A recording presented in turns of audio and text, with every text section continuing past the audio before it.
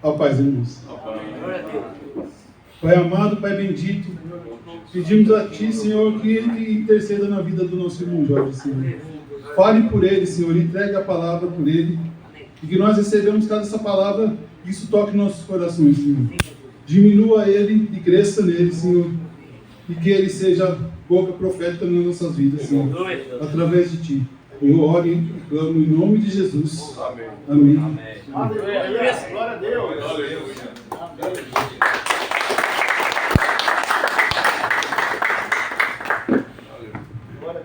Graça e paz em nome de Jesus. Amém.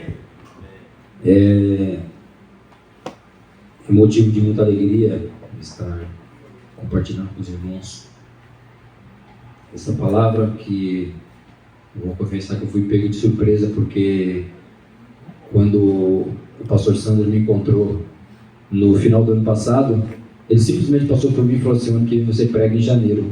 Eu falei, pregar em janeiro? Nunca preguei. Sinceramente, eu nunca preguei mesmo. Eu até falei, eu vou negociar com ele, ao invés de pregar, canto 5 louvores, toco 5 louvores no saxofone e tá pago, né? Não, você vai pregar em janeiro. Vai pregar em janeiro? Pregar em janeiro tá perto, né? Já estava no final de dezembro. Aí depois ele trocou. A gente vai... Não, você vai pregar em janeiro? Não, você vai pregar em fevereiro. Pô, menos mal, né? Dá tempo dele se arrepender aí, né? Conversar com a pastora Jane, de repente a pastora Jane faz a cabeça. Aí que eu fui falar com quem? Com a minha intercessora, né? Falar com a minha intercessora.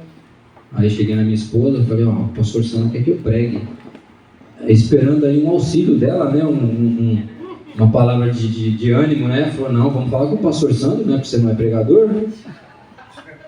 Aí se ela falar para mim, se prepara então, porque Deus vai te usar. Ai meu Deus, e agora? Aí eu esperando alguma coisa, falei, bom, não deu certo com a esposa, com quem que eu vou? Eu vou com aquele amigo mais chegado que o meu irmão, pastor Renan. Eu vou falar com o pastor Renan faz a cabeça do pastor Sandro. E eu falo com o pastor Renan, pastor Sandro quer que eu pregue. E como é que eu faço? Eu nunca preguei.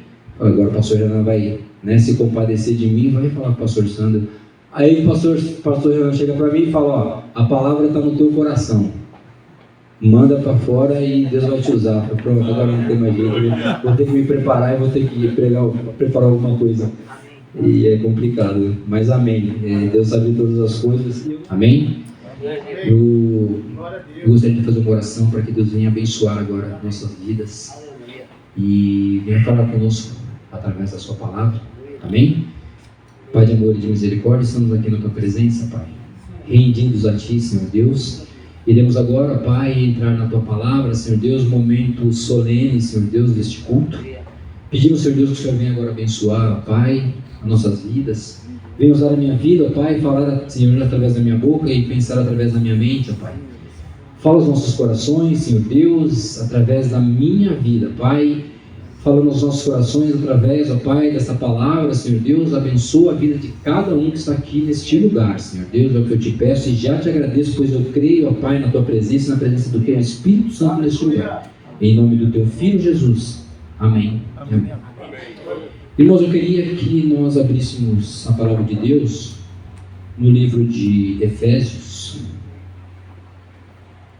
Livro de Efésios, capítulo 5. Carta aos Efésios, carta do apóstolo Paulo aos Efésios, capítulo 5, versos 18 a 21.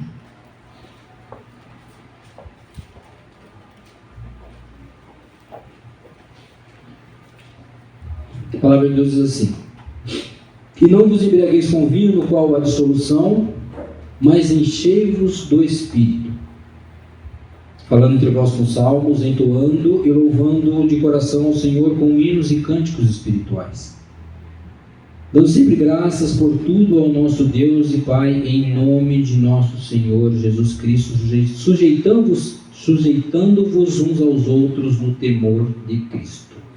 Amém? Glória a Deus.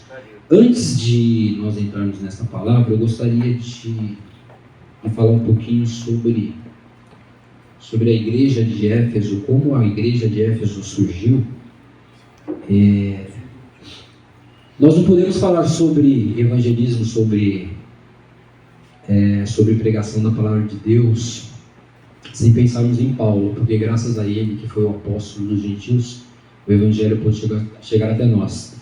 E a igreja de Éfeso, ela foi formada graças à terceira viagem missionária de Paulo à Ásia. E Éfeso era a capital da Ásia, naquela época uma cidade muito, muito importante, com cerca de 3.000 habitantes. E lá ficava o templo da deusa Diana dos Efésios, muito famosa, inclusive retratada em alguns filmes. E lá ele era uma cidade muito idólatra, uma cidade muito voltada ao ocultismo, à feitiçaria, à magia e idolatria. E Paulo chega nesse lugar e Paulo ele tinha o seguinte lema, segundo o meu entendimento. Isso não está na Bíblia não, tá? Esse é entendimento meu. O Paulo ele tinha o seguinte lema: se não for para chegar e causar, eu não vou. Paulo era desses aí. Porque todo lugar que Paulo ia, Paulo causava. Paulo não era de chegar num lugar e passar desapercebido, como nós bem sabemos. Todo lugar que Paulo ia, Paulo causava alguma coisa. E em Éfeso não foi diferente. Paulo chegou em Éfeso pregando a palavra de Deus e logo as coisas começaram a acontecer.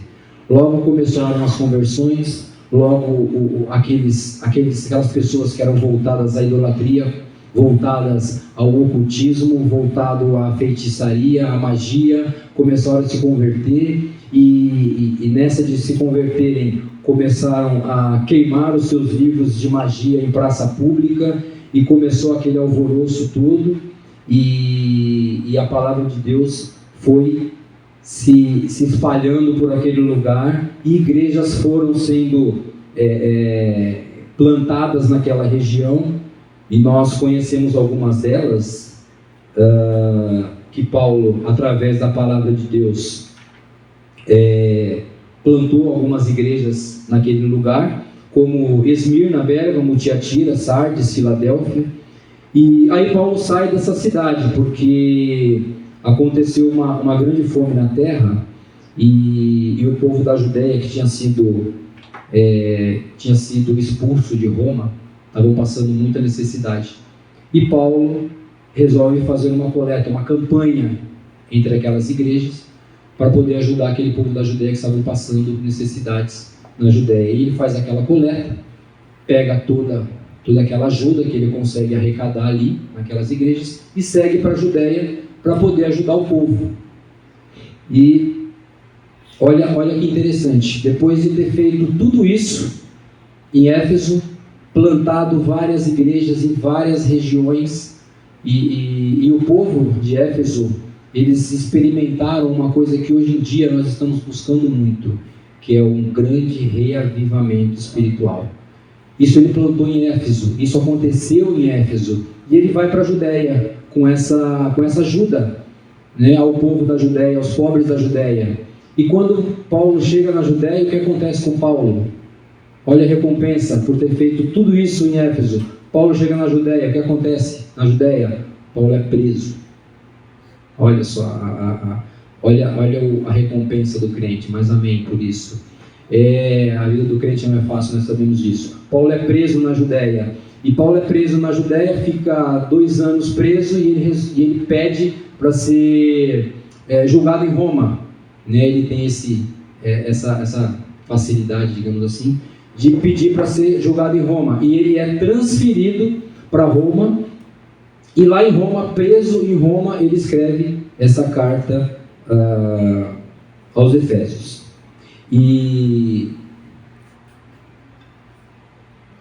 no capítulo 1 dessa carta, Paulo vai mostrar que a nossa salvação é uma obra de Deus. Deus o Pai nos escolheu, Deus o Filho morreu por nós na cruz, e Deus o Espírito Santo aplica a redenção no nosso coração. Eu queria voltar um pouquinho no capítulo 1, se abrir o capítulo 1, por gentileza, para nós entendermos qual é o ministério do Espírito Santo na nossa vida. Amém? Vamos lá ao versículo 13 e 14.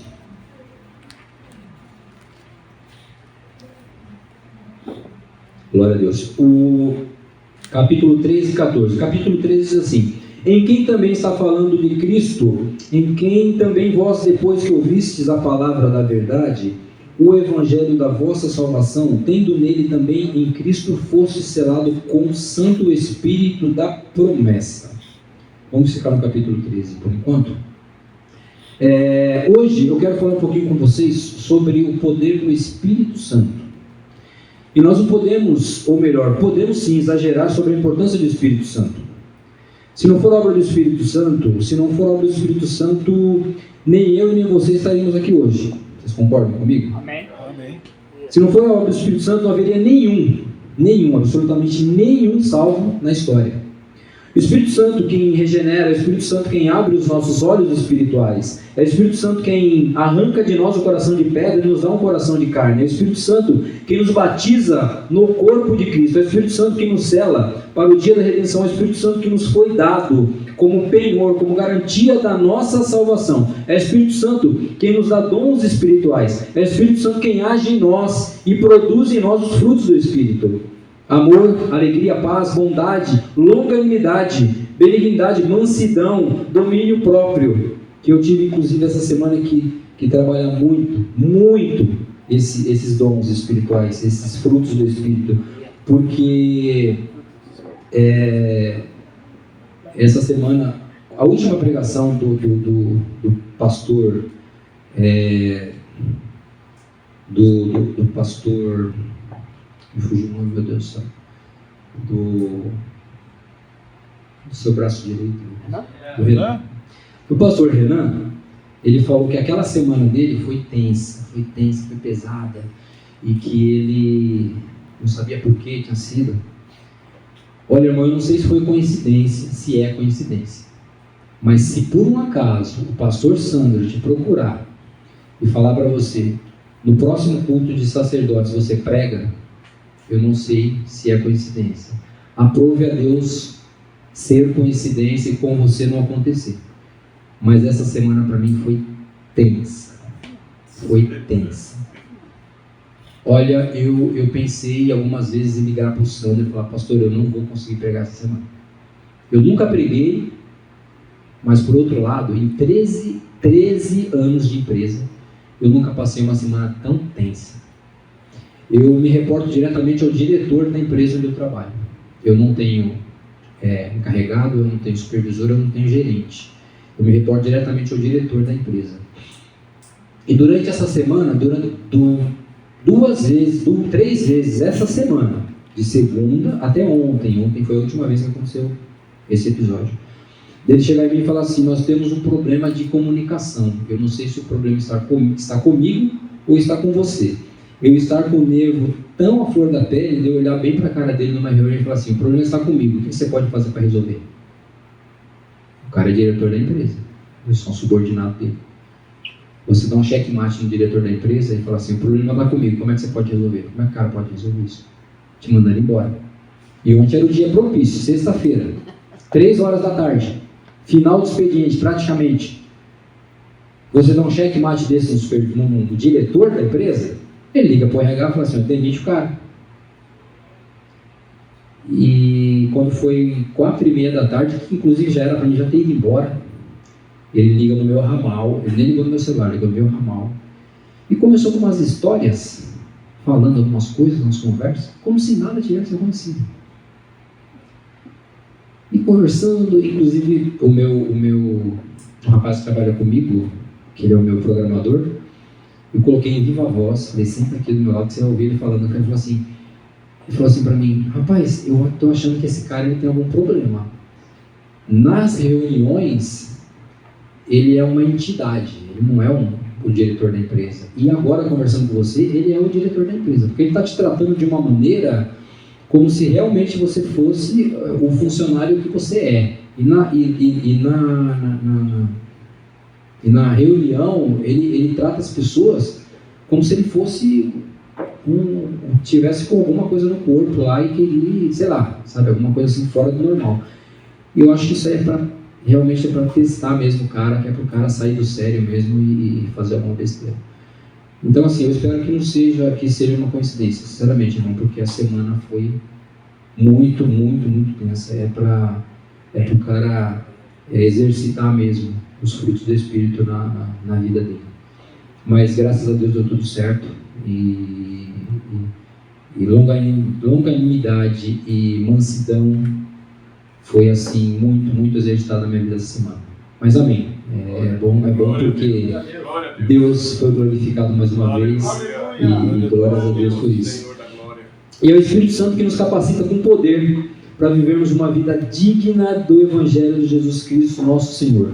E aqui nesse texto está dizendo o seguinte: quando você escuta o Evangelho, a palavra de Deus, e você crê no Senhor Jesus, o Espírito Santo vem e sela você, ele carimba você, ele marca você, tornando você propriedade exclusiva de Deus. E é interessante essa palavra, né? O símbolo é um emblema popular que todos nós conhecemos, né? E a gente vai ver aqui alguns significados. Significa que quando você sela algo, você quer dizer que aquilo ali, ele é seu, e ele é propriedade sua, e a partir do momento que aquilo ali é seu, ninguém pode tocar. Isso aqui é meu, isso aqui é propriedade minha, e ninguém pode tocar. Isso aqui, e a palavra de Deus diz que você é propriedade exclusiva de Deus, você está segura nas mãos do Senhor. E o segundo selo significa que você é uma obra genuína de Deus, significa que você é uma obra genuína de Deus. Quando você põe um selo, você está dizendo, isso aqui tem qualidade. Você vai no supermercado, por exemplo, e você vai procurar um produto, e você procura um produto que tem um selo de qualidade, que ele passa mais credibilidade. Amém? Você é uma obra exclusiva do Espírito Santo, você não tem mistura, você não é uma coisa híbrida, você não é uma coisa misturada. Você é feito, o que é feito em você é obra de Deus. Você não é uma coisa autossugestionável. Por exemplo, você não acordou certo dia e você pensou, você filosofou, você ficou ali pensando, quer saber, eu acho que hoje eu vou numa igreja e eu vou me converter e vou virar cristão, vou virar evangélico. Não aconteceu isso. O que aconteceu em você foi obra do Espírito Santo. Você lembra, você lembra quando Deus te tocou e você se converteu? Alguém se lembra aqui? Você lembra aquela coisa gostosa que teve aqui no seu peito, aquele arrepio que você não entende? Eu, pelo menos, não entendi quando Deus me tocou, né? Existe inclusive um cântico bem antigo da Assembleia de Deus, nem vou falar de quando que é, para não... Só de falar que eu tenho 32 anos de casamento, você tem ideia que eu não sou tão jovem assim. Que falava, eu vou falando, né? Foi numa segunda que Deus me tocou, fica em pé. Uma terça que Deus me tocou, e vai ficando em pé toda a igreja. Quando Deus me tocou, foi uma coisa tão impressionante que quando o pastor fez o apelo, eu não percebi, mas eu já estava em pé. Porque era uma igreja que o pessoal gostava tanto de mim, e eu era assim, uma pessoa, eu vim de uma família muito estranha. E a gente não frequentava a igreja evangélica, enfim.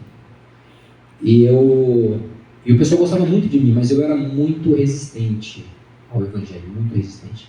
Eu não sei se é porque Deus, ele tem uma obra na vida de cada um. Então cada um tem a sua porção, cada um é chamado para um determinado cargo, cada um tem o seu chamado.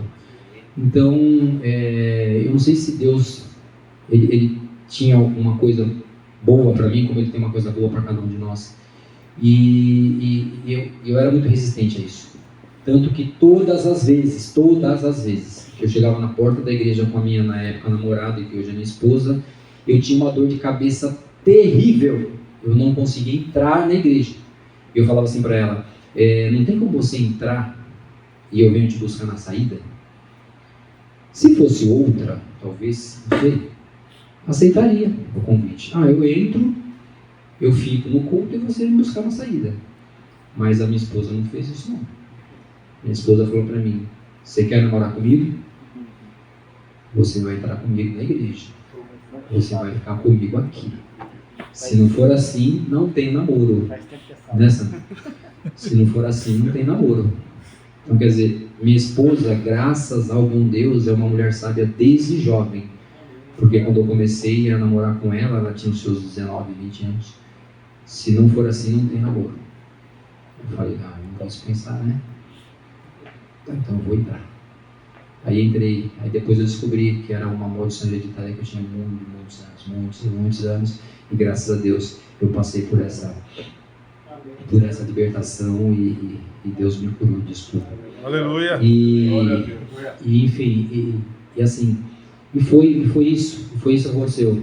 E eu tinha essa resistência. E quando eu percebi, eu estava em pé. Sabe? E Deus me tocou de uma maneira tão especial. E é assim que acontece. Sabe? E a gente tem isso com a gente. Não é simplesmente você simplesmente acordou num belo dia, hoje eu vou na igreja e vou virar crente. Não. Você é tocado pelo Espírito Santo. Você tem essa experiência diferente. É uma experiência que cada um tem. É uma experiência que nós temos individual, mas é uma experiência diferente. É uma experiência que nós não esquecemos. Eu acho que cada um de nós, quando foi tocado pelo Espírito Santo naquele dia, lógico, temos nós aqui, de repente, pessoas que nasceram no berço evangélico, mas você que nasceu no berço evangélico, jovem, aí do fundo, que ainda não aceitou Jesus, vai aceitar Jesus, viu? Porque filho de crente não é crentinho, não. Tem que aceitar Jesus e vamos lá aceitar Jesus. Amém? Vamos lá. E em terceiro lugar, o selo significa que você foi feito, que o que foi feito em você é algo inviolável. E o Espírito Santo trabalha aquilo que nós chamamos de segurança da salvação. O Espírito Santo testifica o nosso espírito que nós somos filhos de Deus, segurança da salvação, certeza da vida eterna. E diz o versículo 14, agora entramos no versículo 14, capítulo 1, diz assim: o qual o Espírito Santo, o qual é o penhor da nossa herança até o resgate da sua propriedade em louvor da tua glória. E essa palavra, penhor, é uma palavra muito conhecida nossa, é uma palavra comercial e também uma palavra relacional. O penhor era naquela época como um anel de noivado. O noivado naquela época era muito mais solene do que hoje. Hoje em dia se casa sem ficar noivo. Simplesmente pega pelo braço, arrumou a casa, pum, fui casar. Não é aquele noivado solene como o noivado do Vitão, né? O noivado do Vitão foi chique.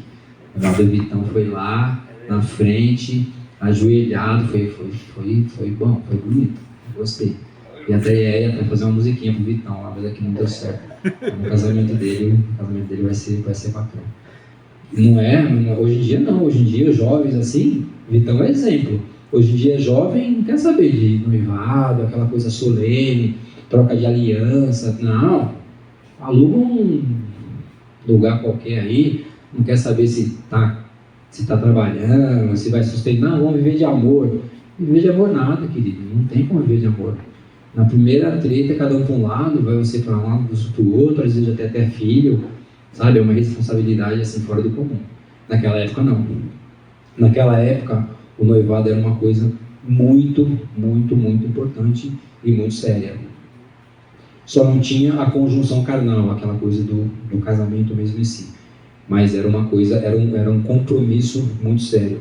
Quando você escuta o Evangelho, a palavra de Deus, e você crê no Senhor Jesus, o Espírito Santo acaba selando você. E como Deus não é homem para mentir, como Deus não faz compromisso sem cumpri-lo, como Deus não faz um pacto e uma aliança e quebra esse pacto, essa aliança, como você ouviu o Evangelho e foi convertido, o Espírito Santo foi dado para você como uma garantia solene, segura, inquebrantável. Deus diz assim: o que eu comecei em você, eu não vou completar, eu não vou parar, Ele vai completar. Eu não vou desistir de você, Deus jamais vai desistir de você, mesmo que você desista dele. Deus jamais vai desistir, Deus jamais vai abrir mão de você. Assim como eu no meu testemunho, eu estava fazendo o certo, o errado, achando que era certo, e Deus dando corda, só que chega uma hora que Deus puxa essa corda e fala, volta, mas Deus jamais vai abrir mão de mim, e Deus jamais vai abrir mão de você. Porque a palavra de Deus diz que mesmo que uma mãe se esqueça do seu filho, jamais eu me esquecerei de ti. Aleluia. Glória a Deus. Deus diz assim: eu comecei em você, eu jamais vou parar. A obra que eu comecei em você, eu jamais vou parar. Deus não começa um projeto e larga para lá. Deus não faz rascunhos dos projetos, porque o que Deus começa, Deus termina. Então a primeira obra do Espírito Santo, na minha e na sua vida, é a obra da segurança da salvação. Agora, olha comigo, o capítulo 3, por gentileza, capítulo 3, versículos 16 e 17. Capítulo 3 de Efésios, versículos 16 e 17, diz assim: para que segundo a riqueza da sua glória, vos conceda que sejais fortalecidos com poder, mediante seu Espírito no homem interior, e assim habite Cristo no vosso coração pela fé. Queridos, agora é uma outra área na atuação do Espírito Santo, que é revestimento de poder. Eu preciso de poder. Eu sou fraco. Nós somos fracos. Eu tenho fraquezas emocionais, eu tenho fraquezas espirituais, eu tenho fraquezas morais, eu tenho fraquezas. Eu sou fraco, eu sou muito fraco. E você também é fraco. Se o Senhor me deixar rendido à minha própria vontade, à minha própria sorte, eu pereço. A Bíblia diz que Deus conhece a nossa estrutura, e Ele sabe, porque Ele nos conhece por dentro. E Ele sabe que nós somos pó. Eu, quando oro a Deus e digo que eu sou totalmente dependente de Deus, eu não oro a Deus para lembrar a Deus que eu sou totalmente dependente de Deus, porque Deus sabe. Deus, Ele conhece, mesmo antes de eu abrir a minha boca, Deus já conhece. Eu oro a Deus dizendo que eu sou totalmente dependente de Deus, para que eu me lembre todos os dias que eu sou dependente de Deus. Amém. Aleluia. Eu oro a Deus para falar que Deus derrame da sua bênção, da sua glória, porque sem a presença de Deus, sem a presença do Espírito Santo de Deus na minha vida, eu não consigo dar um passo. É para me lembrar que eu sou totalmente dependente de Deus, e não para lembrar a Deus que eu sou dependente dele. Amém? É por isso que eu oro a Deus e digo todos os dias: Senhor, eu dependo de Ti. Amém. Abençoa a minha vida, derrame da Tua bênção na minha vida, vire o Teu rosto sobre a minha vida, porque eu dependo de Ti. Eu preciso da Tua presença, eu preciso da presença do Teu Espírito Santo a cada dia mais na minha vida. Mas isso é para me lembrar que eu dependo de Ti. É para me lembrar que eu dependo de Ti, eu preciso do Senhor. Amém? Mas eu quero dizer que o Espírito Santo é dado para nos revestir de poder. Aliás, o Senhor Cristo, Jesus Cristo, antes de ir para o céu, disse para os seus discípulos: permanecer na cidade do alto para que seja revestido de poder. E antes de enviar a igreja, acho que não perdi, não, perdão. Antes de enviar a Cristo, antes de enviar a igreja ao mundo, Deus enviou o Espírito Santo à igreja. E diz para os seus discípulos permanecerem na cidade até que sejais revestidos de poder. Então, o Espírito Santo nos foi dado, irmãos, para nos dar poder. Poder para viver, poder para morrer, poder para perdoar, poder para pregar. Né, irmão Santo? Prega lá, irmão. Oh, meu Deus do céu. Amém. Vamos pregar. Poder para abrir os olhos e ver o mundo, esse mundo inteiro. Que existe um campo grande para ser alcançado. E se você não tiver essa mentalidade que, Senhor, me dá poder para pregar a sua palavra. Senhor, me coloca palavras na minha boca. Porque até ontem, até hoje cedo, Senhor, o que eu vou falar para aqueles homens? O que eu tenho da tua parte para falar para aqueles homens? Eu sou, na tua igreja, até hoje, o que eu fiz foi cantar e tocar saxofone, mais nada. Mas, Senhor, eu vou lá totalmente sem reservas. Eu vou lá totalmente rendido a Ti, seja feita a Tua vontade. Aleluia. Glória a Deus. E usa a minha vida da maneira que o Senhor quiser. Amém? Vamos lá. Agora notem, por favor, o que está escrito: esse poder é para nos fortalecer, para que sejais fortalecidos com poder. Aí nós nos perguntamos: Agora, como assim eles respondem? Mediante o Espírito. Onde? No homem interior. Então, note que esse poder não é coisa assim espetaculosa, sensacionalista. Esse poder é aqui dentro de você, no seu interior, que transborda nas suas palavras, nas suas ações, nas suas reações, na sua dinâmica de vida, lá dentro da sua casa, no seu trabalho, na sua convivência, lá nos seus relacionamentos. Mas chama atenção porque aqui tem uma expressão que precisa ser compreendida. E como é que eu posso saber que uma pessoa está cheia do Espírito Santo? Qual a evidência disso?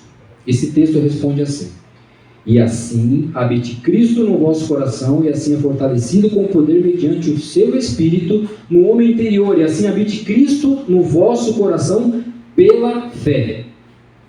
E eu chamo a atenção dos irmãos para que grife essa palavra: habite.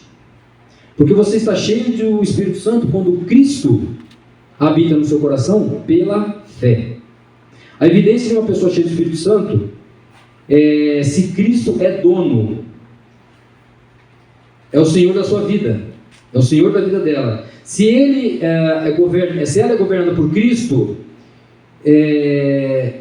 Cristo é o dono da vida dela. E o ministério do Espírito Santo também pode ser conhecido como o ministério do holofote. Vou tentar explicar para vocês. Quando vocês estão andando em São Paulo à noite, principalmente à noite, vocês veem alguns prédios, principalmente ali próximo de Ibirapuera, Avenida Paulista. Você vê aqueles prédios que são iluminados, você vê que o prédio está em evidência, mas você não vê de onde vem a luz. Normalmente a luz vem de baixo, normalmente a luz vem do lado, mas você não vê de onde exatamente vem a luz. Então, o ministério do Espírito Santo, ele pode ser chamado também de ministério do holofote. Por quê? Porque o holofote, ele evidencia o prédio, o monumento. Um dia você passa, aquela luz está verde, outro dia está amarela, outro dia está vermelha, outro dia está de outra cor. Às vezes ela troca de cor, né, às vezes por alguns momentos. E o ministério do Espírito Santo é assim. Ele evidencia Cristo. Ele projeta Cristo. Ele exalta Cristo na nossa vida, mas ele não aparece. Porque o Espírito Santo ele não quer aparecer. Ele quer evidenciar Cristo na nossa vida. Amém? E é assim que funciona. Glória a Deus, aleluia. Vamos lá. O ministério do Espírito Santo não é mostrar a si mesmo. O ministério do Espírito Santo é mostrar Jesus. Aleluia. E ele aponta Jesus, ele glorifica Jesus e exalta Jesus, ele evidencia Jesus. Quando é que você sabe que você está cheio do Espírito Santo? É quando Jesus está plenamente habitando no seu coração pela fé. Agora, a palavra habitar é uma coisa muito interessante, que no grego existem duas palavras para habitar: katoikel e paroikel.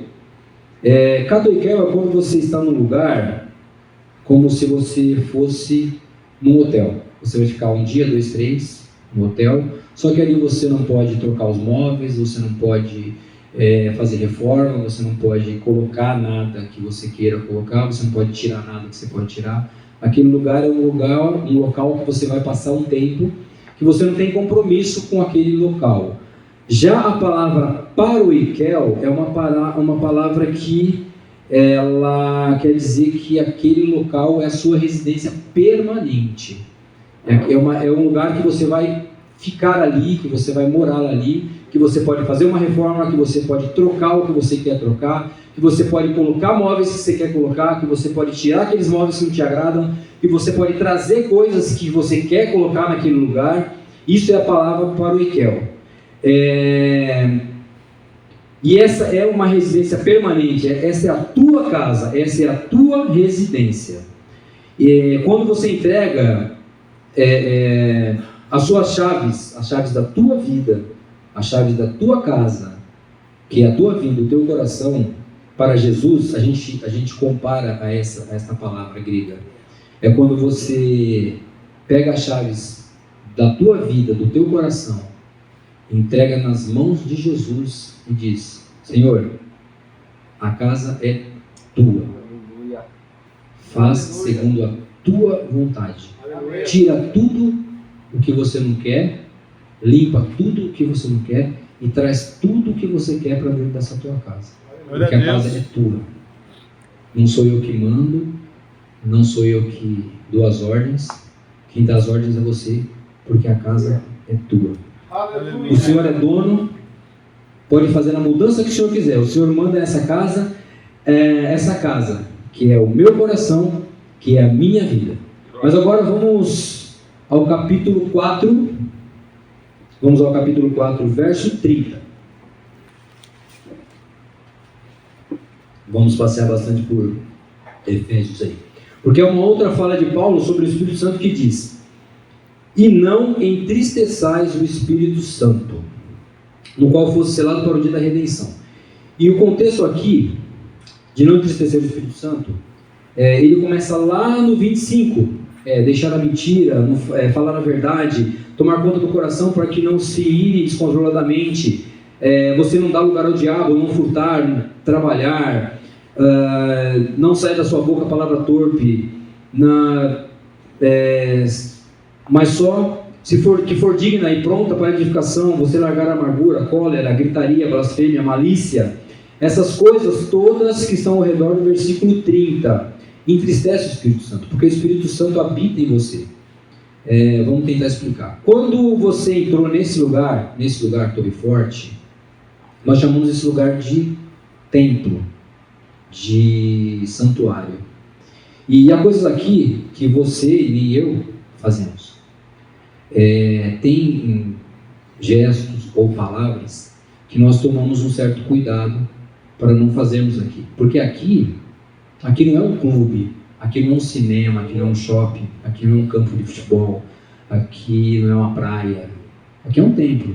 E aqui merece ser respeitado, merece mesmo, merece ser respeitado. Então, a palavra de Deus diz que nós somos santuário do Espírito Santo. E a palavra grega não é santuário, porque a ideia é do templo judaico. E você sabe que o templo judaico tinha o pátio dos gentios, tinha o lugar santo e tinha o lugar santíssimo, onde ficava a Arca da Aliança, onde o sumo sacerdote entrava uma vez por ano, onde a glória de Deus descia, a Shekinah de Deus descia. A palavra lá diz que o corpo é o santuário do Espírito Santo, significa que o seu corpo é santo dos santos, onde a glória de Deus habita. E o Espírito Santo, que é uma pessoa divina, habita dentro de você e dentro de mim. Eu não posso viver de tal maneira incoerente com a ação do Espírito Santo, de maneira incoerente que entristeça o Espírito Santo. Seria muita deselegância você receber um hóspede na tua casa e tratar ele de tal maneira que ele se entristecesse, no caso do Espírito Santo. Só que tem um problema: o Espírito Santo ele não é hóspede, o Espírito Santo ele é dono. Aleluia, aleluia, aleluia. E nós poderíamos afrontá-lo, de maneira alguma nós poderíamos afrontá-lo com o nosso modo de vida todo errado, porque ele é o dono dessa casa.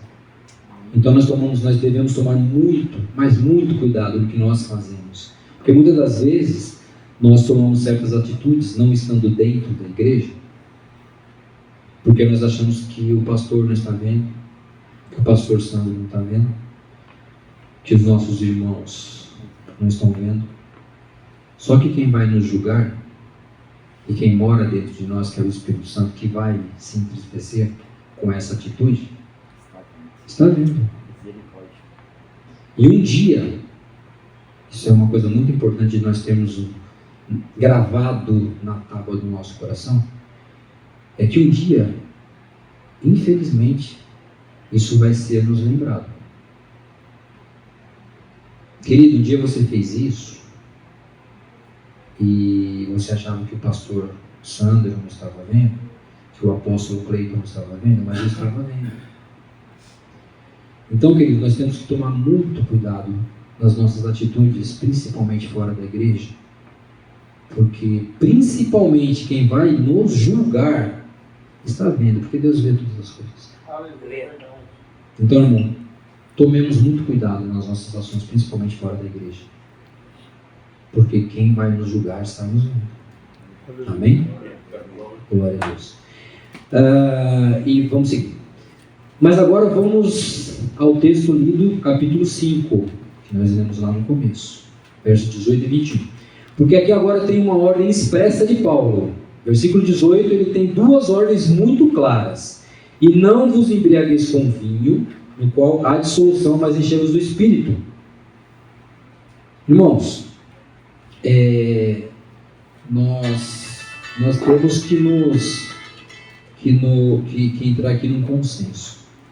É meio estranho e até um tanto quanto chato um crente bêbado, um crente embriago, crente é ruim, né?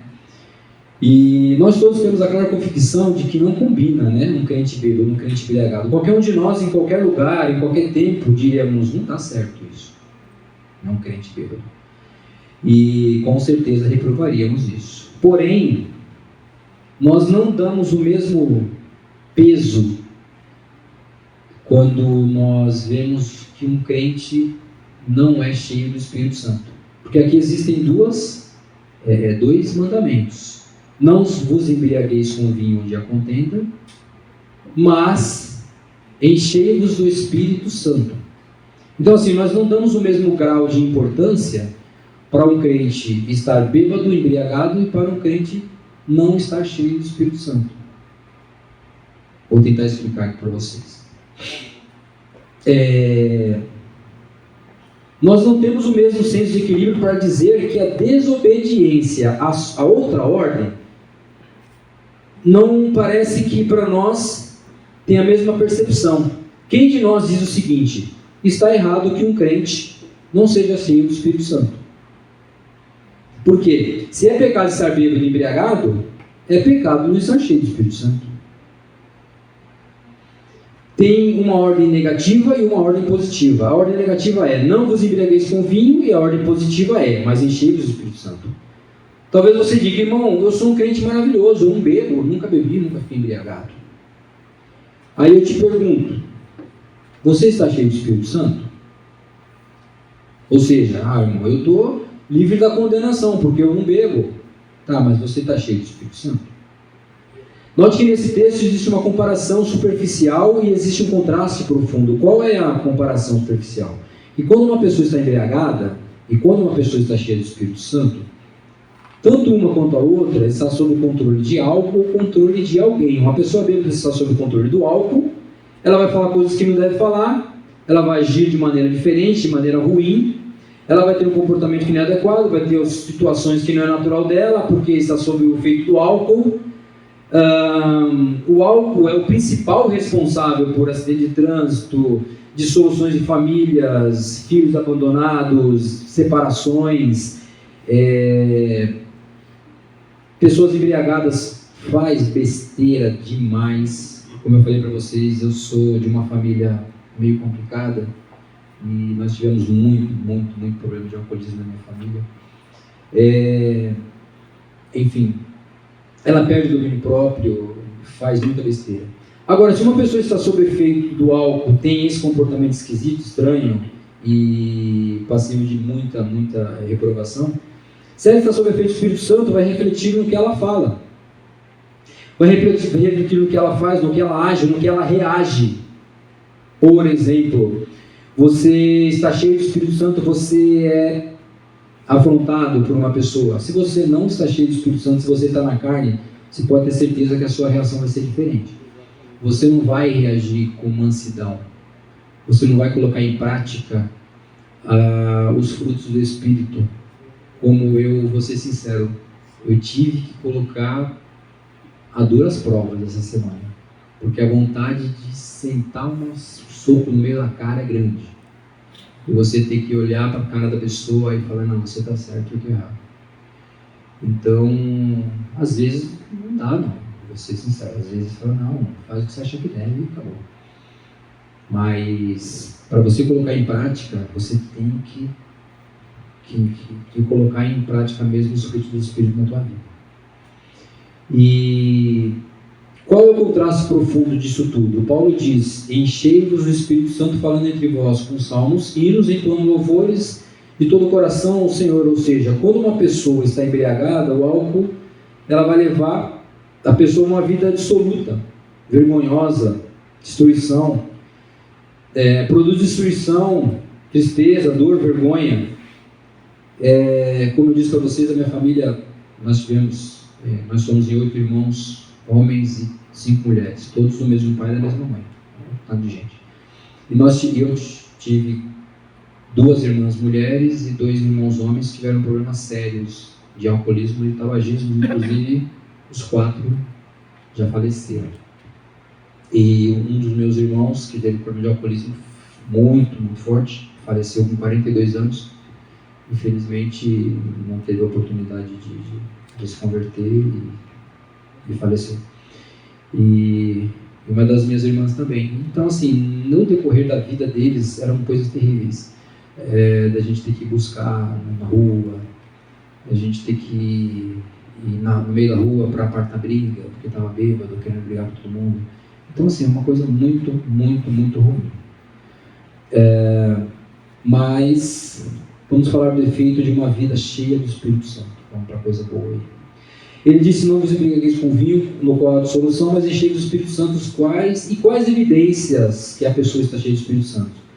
Vamos no texto.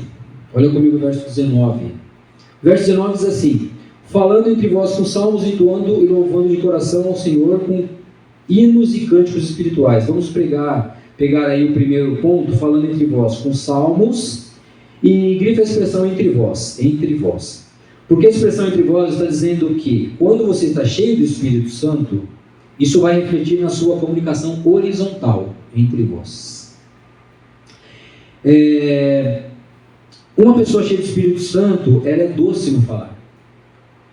Tem graça na sua voz, tem edificação nas suas palavras, tem polidez no trato, tem sabedoria na voz. Não combina uma pessoa cheia do Espírito Santo com palavrões. Palavras grossas, palavras rudes, palavras ásperas. Não combina. Uma pessoa bêbada, está sob o controle do álcool, ela vai falar coisas que não deve falar. Mas uma pessoa cheia do Espírito Santo, não. Uma pessoa do Espírito Santo, ela vai ter palavras doces, ela vai ter palavras gentis. Ela vai ter sempre uma palavra boa para falar.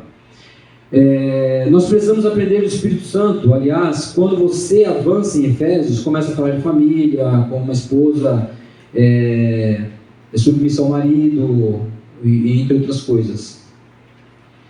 E quando nós vimos aqui que é entre vós, né,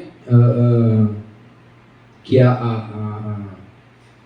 essa comunicação horizontal, nós, por outro lado, vamos continuando no versículo 19, diz assim, presta atenção, entoando e louvando de coração ao Senhor. Agora grifa a expressão ao Senhor, sai da horizontalidade e a relação vai para a verticalidade da relação. Quando você está cheio do Espírito Santo, em vez de ter amargura, em vez de ter murmuração, em vez de ter uma vida de ingratidão a Deus, você quer adorar a Deus, quer exaltar a Deus de todo o seu coração.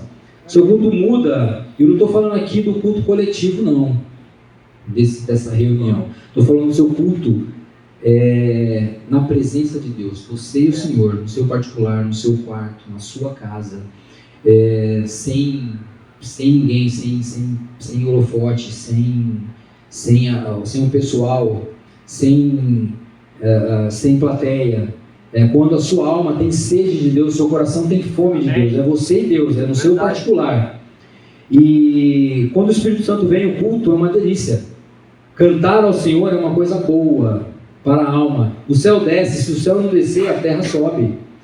Eu não sei se todos aqui, provavelmente não, mas alguns estiveram no último acampamento que nós tivemos aqui.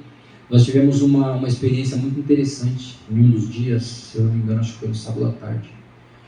E nós estávamos cantando e teve um mover, e na hora do almoço, eu estava almoçando e um dos irmãos começou a cantar uma música, e eu falei, caramba, eu estava precisando preparar um louvor para o culto da tarde, e na hora do almoço, o Osmar estava cantando uma música na hora do almoço. Eu falei, rapaz, eu vou cantar essa música. E na hora do culto, teve o culto e teve um mover especial naquele culto. E o Leandro falou assim, a gente vai cantar o quê? Aí eu falei para ele assim, a gente vai cantar aquela música, ainda não lembrei do nome da música. Eu falei, vamos cantar aquela música assim, te amo, Deus, tua graça nunca falha. E, rapaz, essa música é boa, vamos cantar. Irmãos do céu. O céu desceu naquele lugar. Não para minha honra, para minha glória, mas para a honra e glória do Senhor Jesus. Aquela música veio assim, esse louvor veio de uma maneira que foi uma coisa espetacular, sabe assim, fechou com chave de ouro. Isso aí é a presença do Espírito Santo. Se deixasse, é que a gente tinha hora para acabar, o negócio estava muito assim, cronometrado, e a gente ia ficar lá o resto do dia e virado para o dia seguinte, e assim, o Espírito Santo faz assim, é assim que o Espírito Santo faz. O culto não fica aquela coisa doido para terminar, porque não aguenta mais, a coisa programada, rigorosamente programada, e não pode passar um minuto que as pessoas já se estressam, todo mundo quer ir embora, e não é assim. Nós precisamos do poder da plenitude do Espírito Santo nas nossas vidas, para que Deus seja o amado das nossas almas. Nós temos que ter fome e sede de Deus a cada dia, o prazer do nosso coração e o deleite da nossa vida. Mas note aqui uma terceira característica da pessoa cheia do Espírito Santo, que é o versículo de número 20, dando sempre graças por tudo a nosso Deus e Pai, em nome do nosso Senhor Jesus Cristo. Irmãos, dar graças em tudo não é simples, né? Em tudo dai graças. É complicado. Não é fácil. Nós não temos condições de fazer isso, a não ser que estejamos cheios do Espírito Santo. Porque às vezes existem determinadas situações nas nossas vidas que é duro você chegar e, Senhor, te dou graças. Está tudo dando errado. Graças a Deus. Está tudo ruim, tudo dando errado. Você tem todo motivo para falar, Senhor, desisto. Vou sair da igreja, vou largar tudo e vou roubar para ser preso. Senhor, te dou graças. Está ruim hoje, mas o Senhor é detentor de todas as coisas e está tudo nas tuas mãos. Está ruim hoje, mas eu tenho certeza que o Senhor sabe de todas as coisas, o Senhor sabe do meu amanhã e amanhã vai estar bom. É isso, aleluia. É assim que nós devemos nos comportar. Nós não temos condições de fazer isso, a não ser que o Espírito Santo nos encha, nos revista e nos capacite. Mas esse senso de entender que Deus está no controle, que Deus é soberano e ainda que a providência venha como uma face ruim, nós sabemos que a face sorridente de Deus sobre nós sempre está lá. E você começa a dar graças a Deus, graças a Deus, graças a Deus, independente da situação. Eu não sei se você veio aqui hoje e você tem motivos para dar graças a Deus. Aleluia. Muitas vezes não. Muitas das vezes você sai da sua casa e deixou um problema gigantesco na sua casa. Muitas vezes você sai da sua casa e deixou um filho doente. Você deixou um ente querido desempregado. Você deixou até a sua própria esposa enferma. E você veio aqui atrás de uma palavra de consolo, uma palavra de carinho. E você veio com a seguinte perspectiva: Senhor, fala comigo. Minha semana foi tão pesada, minha semana foi tão dura, Senhor, fala comigo. E Deus nessa manhã manda te dizer: filho, acalma o teu coração que eu sei a tua aflição. Aleluia. Aleluia. Acalma o teu coração e põe nas minhas mãos que eu supro a tua necessidade. Mesmo que demore, o tempo é meu. Mesmo que demore, eu sei a hora exata. E eu nunca chego atrasado. Amém. Aleluia. Deus, ele sabe a hora certa. Deus, ele tem a hora certa. E você pode ter certeza que Deus, ele vai chegar na hora certa, porque ele nunca chega atrasado. Aleluia.